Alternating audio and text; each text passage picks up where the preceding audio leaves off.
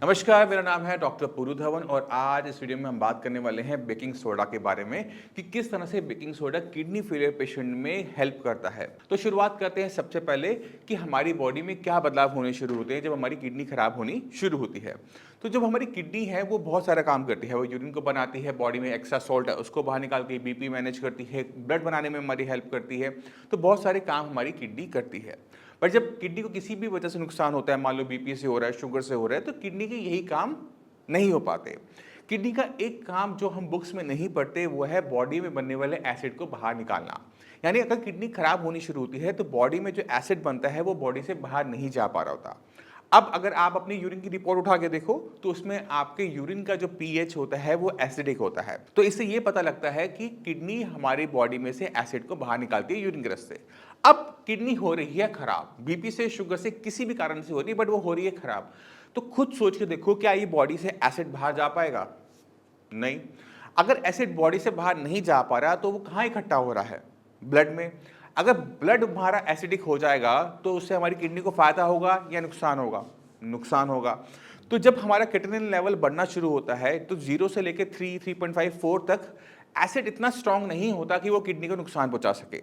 But जैसे ही level 3.5, 4 को cross करना शुरू करता है तो बॉडी में इतना एसिड एक्यूमुलेट हो चुका होता है कि वो अब किडनी को तेजी से डैमेज कर रहा होता है और इस कंडीशन को हम कहते हैं मेटाबॉलिक एसिडोसिस। अभी बॉडी में जो एसिड इकट्ठा हो रहा है, अब हमने इसका करना क्या है? क्योंकि हम इसे यूरिन के रस्ते निकाल नहीं सकते फटाफट। जितनी टाइम ये हमारी बॉडी में रहेगा उतना लंबा टाइम हमारी किडनी को नुकसान पहुंचाता रहेगा। तो किसी न किसी तरीके से इसको मैनेज तो करना ही पड़ेगा। तो इसका आंसर होता है बेकिंग सोडा। बेकिंग सोडा जो होता है वो बेसिक नहीं होता, वो एसिडिक नहीं होता, वो काम करता है एज ए बफर। वो क्या करता है? एसिड को न्यूट्रलाइज कर देगा। तो हमने बेकिंग सोडा कैसे लेना होता है वो भी इंपॉर्टेंट वाली बात हो जाती है। तो बेकिंग सोडा का मतलब ये नहीं कि आपने बेकिंग सोडा मार्केट से गए, चम्मच लिया और खाना शुरू कर दिया, नहीं।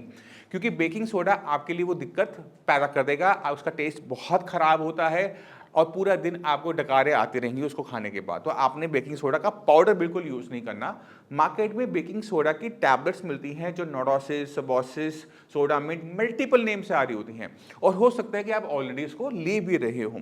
तो पहला काम आपने क्या करना है? अपना प्रिस्क्रिप्शन चेक करना है कि उसमें सोडियम बाइकार्बोनेट की टैबलेट डॉक्टर ने आपको दे रखी है या नहीं दे रखी। अगर नहीं दे रखी तब आपको ये देखना है कि आपका ब्लड एसिडिक है या नहीं है। अब सवाल ये होता है कि कैसे पता करें कि ब्लड एसिडिक है या नहीं है?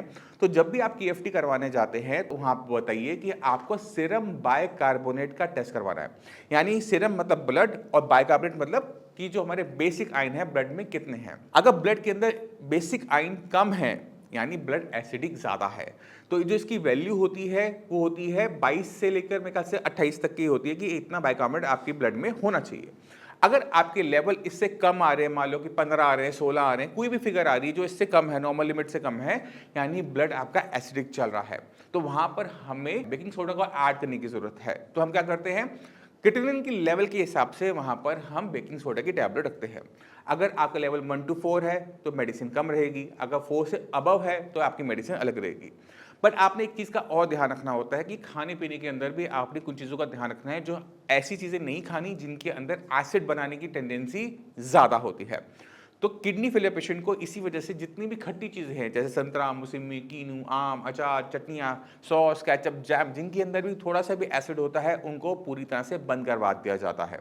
क्यों? क्योंकि जितना एसिड आप खाओगे उतना कम काम आपकी टैबलेट कर पाएगी, क्योंकि आपके स्टमक के अंदर भी एसिड होता है जो खाना पचाने में आपकी हेल्प करता है और उस एसिड को हमने बॉडी में बनाए भी रखना होता है। तो आप अपनी जो टैबलेट ले रहे हैं वो ढंग से काम करे, आपके ब्लड में जो एसिड है वो न्यूट्रलाइज हो, आपका मेटाबॉलिक एसिडोसिस ना हो। इसलिए आपको जितनी भी खट्टी चीज़ें हैं आपको रोकनी पड़ेंगी, पहली चीज़। दूसरी चीज़ आपने ध्यान क्या रखना है, जो भी पेशेंट चाय कॉफ़ी का इंटेक करते हैं उनको टैबलेट देने के बावजूद भी, यानी बेकिंग सोडा की टैबलेट हम देने के बावजूद भी उनका जो कंडीशन है वो कभी सुधरती नहीं है। उनके बाइकार्बोनेट हमेशा लो रहेंगे, उनका ब्लड हमेशा एसिडिक रहेगा और जैसे ही वो चाय का इंटेक करना बंद कर देते हैं उनके लेवल सुधरने शुरू करते हैं। क्यों? क्योंकि इसके पीछे जो कारण है, जब हम चाय लेते हैं चाय हमारे मेटाबॉलिज्म पे इफेक्ट डालती है। जैसे जो लोग खाना खाने के बाद चाय पीते हैं उनके अंदर हम एक कॉमन प्रॉब्लम देखते हैं कि उनके अंदर ब्लड की मात्रा कम होती है। क्यों कम होती है? क्योंकि जो हम आयरन खाने में ले रहे होते हैं वो बॉडी में एब्जॉर्ब नहीं हो पाता, ब्लड बन नहीं पाता। तो ये साइंटिफिकली प्रूव्ड है। इसी तरह से अगर चाय हमारे मेटाबॉलिज्म पे असर डालती है, अगर हम टैबलेट ले रहे हैं और उसके मेटाबॉलिज्म पे असर डाल दे, वो इंटेस्टाइन से एब्जॉर्ब होकर हमारे ब्लड में न जाए, तो भी हमें सेम रिजल्ट देखने को मिलेंगे। यानी हमने टैबलेट खाई बट टैबलेट काम ही नहीं कर पाई। इसी वजह से जितने भी पेशेंट्स हैं किडनी फेलियर के, उनको हर टाइप की चाय और कॉफ़ी मना होती है। ग्रीन टी भी मना है, ब्लैक टी भी मना है, दूध वाली भी मना है, बिना दूध वाली भी मना है, क्योंकि इससे हम देखते हैं कि बाइकार्बोनेट की वैल्यूज कभी भी बढ़ती नहीं है। तो इस चीज़ का आपने अच्छे से ध्यान रखना होता है। अब कुछ जगह ऐसा होता है जहाँ पे बिल्कुल बेकिंग सोडा की जो टैबलेट्स है वो मिल नहीं रही है, बेकिंग सोडा पाउडर अवेलेबल है बट टैबलेट अवेलेबल नहीं है। ऐसे केसेस के अंदर हमें मजबूरी के अंदर पाउडर देना पड़ता है। तो हमें ये एडवाइस कर देते हैं कुछ एक्सट्रीम केसेस के अंदर कि आपने 1 चम्मच बेकिंग सोडा का लेना है, थोड़े से पानी में से डिज़ोल्व करना है और एक ही बारी में पी जाओ। और अपने खाने पीने पे ध्यान रखो कि किसी भी चीज़ की एसिडिक चीज़ें आपने इंटेक नहीं करनी। और ये 1 चम्मच आपने दिन में 1 बार नहीं लेना होता, दिन में 3 बार लेना होता है। खाने से पहले ले लो या फिर खाने के बाद ले लो, वो आपकी मर्जी होती है, बट दिन में 3 बार आपने उसका इंटेक करना ज़रूरी होता है। तो ये तो हो गई उस एक्सट्रीम कंडीशन के बारे में जब आपके पास टैबलेट का ऑप्शन ना हो। अगर टैबलेट का ऑप्शन आपके पास है तो मैं आपसे रिक्वेस्ट करता हूँ कि टैबलेट ही लेना, क्योंकि टैबलेट को लेना आसान है, इफेक्टिव ज़्यादा होती है और बेकिंग सोडा की क्वालिटी में भी फ़र्क होता है। तो मैं उम्मीद करता हूँ इस वीडियो से आप काफ़ी कुछ समझ गए कि बेकिंग सोडा से किस तरह से आप अपनी किडनी को बचा सकते हो, किस तरह से आप अपनी किडनी की कंडीशन को स्टेबल कर सकते हो। फिर भी माइंड में कोई भी डाउट है, कुछ भी पूछना चाहते हो, डॉक्टर्स अवेलेबल है, मैं अवेलेबल हूँ, आप मुझसे जाकर मिल सकते हैं। और इसी के साथ आप सभी से चलने की आगे चाहूँगा। मिलते हैं अगली वीडियो में, तब तक के लिए नमस्कार।